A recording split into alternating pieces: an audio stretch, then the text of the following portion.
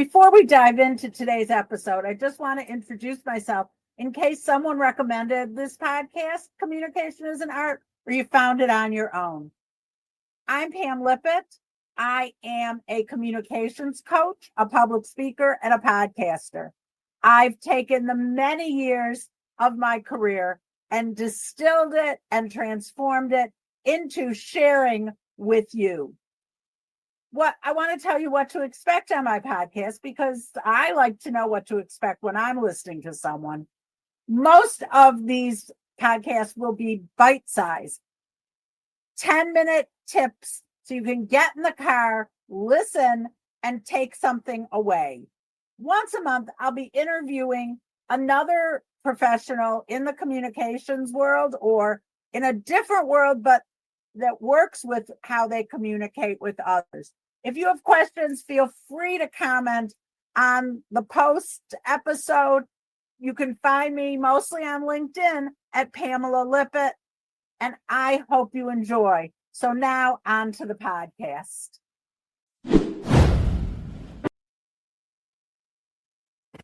It's Pam Lippitt from Communication is an Art. I'm back again to share another tidbit of my life and experience in the communications world. I have been thinking a lot about this podcast and what I want to say on it. And it's really about the use of the word I and me, myself. I don't know when we changed exactly from using the word me to myself. I don't think it's grammatically correct, but it seems to be common usage. Okay, that aside. You know, I worked in the nonprofit world for most of my life, either professionally or as a volunteer. And in that world, we know, or you should know, or you should be using the word you a whole lot more than using the word I. Good ideas of that are saying things like, your gift can help. You can make a difference by. You can choose how your gift makes an impact. Those are the things that really make a conversation about a donor, as opposed to, especially if you're a paid professional, what it does for you. Because I usually think, well, it pays your salary, and I'm not sure that's exactly what I want to be doing today. I want to know how I can make an impact. So how do we broaden that conversation to communication in general? I'll start by the LinkedIn invitations I receive. I have to say, when all they do is talk about what the person who wants to connect does, I'm done. I'm kind of done. You know, here's an example. You know, dear Pam, or dear person, or dear I don't know what, or no salutation at all. I know I'm old. I do this, that, and the other thing. Let's talk. Well, I really don't care what you do. What's in it for me? Why would I want to connect with you? I know a lot of people are all about how many numbers they have on LinkedIn and Facebook. I am not. Just like when I network, when I use LinkedIn, the point for me is to make qualified, good, long-lasting connections. You'll see my numbers reflect that, and that's okay.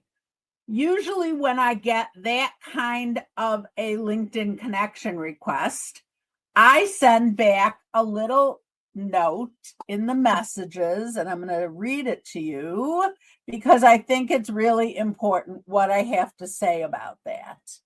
What I usually say is, thanks for the connection request. I see what you want to sell me, but I'm not sure why you reached out to me. Have you read my posts and found a connection? Maybe we have common connections. Maybe you're interested in what I provide for my clients. Let me know. This also screens a lot of bots and people who are only interested in transactional connections, not relationship-centered. These conversations, these messages can lead to great connections.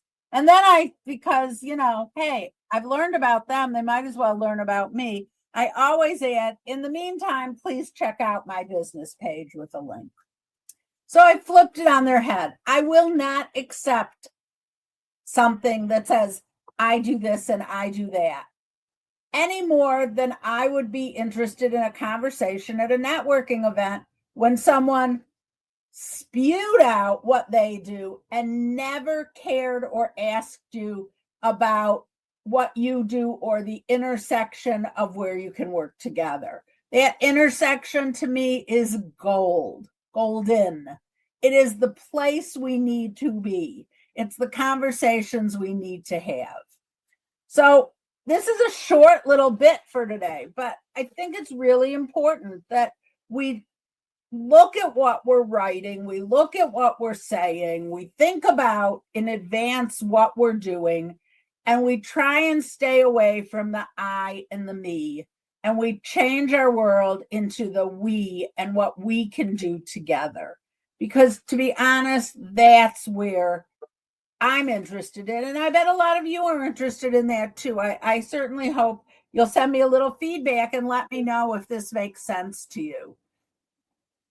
I have a lot of LinkedIn little responses that I use. I use, and I don't get paid, and they don't have a plan for referrals, but I use Text Expander. It's my favorite thing because I can pre-write those kind of responses, and I don't have to give it much time and much thinking power when I get an invitation to connect like that, when I'm in a conversation to connect like that. I've thought it through. I know what I want it to be. I want it to be about we and the intersection of what we could do for each other. So that is my important message to you. I'll just add a little bit in. Lately, this is even worse, if that's possible, even worse. I have been getting a lot of emails that say, "Dear bracket, insert name, closed bracket," and then goes on to the email or the information. I don't know how someone can be that lazy. I don't know how anyone expects a connection or a response. Do you respond to something that says, "Dear fill in the blank"? I do not. I proof, I make sure. It's obviously a bot sending it out anyway, so it's low on my priority list to begin with. But think about it. This is really a conversation about how you connect with people, how you expect them to connect with you. You know, my byline, my little tagline is connect, communicate, succeed.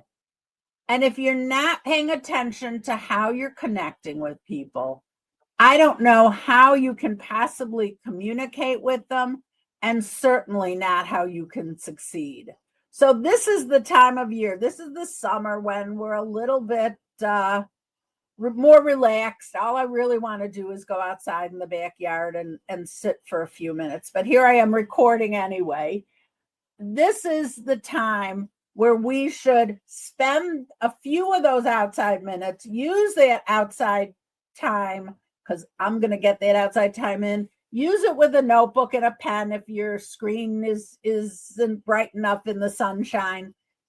And make some notes about how you want to be perceived. How, when people say your name to each other, you want the reaction to be. Let's think about it. I hope the reaction when they hear my name is, "Oh, I love to work with her because she's in it for the we." So I'm hoping you want to be in it for the we too, and that we will have an opportunity to work together in the future. It would be my pleasure to help you move from that transactional side to the relationship building side. So if you're interested, you know how to reach me in the notes below. Of course, that's how to reach me. I'd love to have a conversation. I'd love to speak for your organization or your group. There, I'm putting it out there. If I don't, no one else will. So here we are. thank you for today. It's a short little message, under 10 minutes, but I think it's probably one of the most important messages, and something that makes me think a lot about if I want to work with someone. If they start with the I and the me, chances are we're never going to work together. So have a good day, everyone, wherever you're listening to this from. I certainly hope it's from somewhere with sunshine. Have a good day, everyone.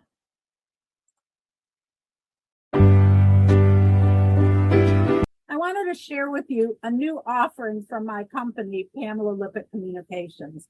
I'm actually offering a communications audit. So who is this for? It's for a company, a nonprofit, where there's new leadership, new board members, or new senior hires who may not be up to speed and are seeing different things when they're looking at different pieces of paper, because really it's the new people who are really diving in and looking at things. It could be because you have new programs or new clients or new services, and you want to give them a consistent message about your company. It may be that people are asking the same questions all the time. That means you should be answering it in your materials so they don't have to ask. And it's also if you're seeing internal frustrations among your team. Maybe they don't have the right materials they need. So if you're interested in a communications audit for your company, I am giving a bonus for anyone who mentions hearing this on the podcast. Not only will I do a communication audit of your materials, but I'll also come in person or via Zoom and meet with your team to go over all the materials as we start and as we finish, to make sure everyone's on the same page. So with that, shoot me a text or an email if you're interested, and I am happy to reach out and discuss how your communications can be smoother, more concise, and lead to more business. Thank you.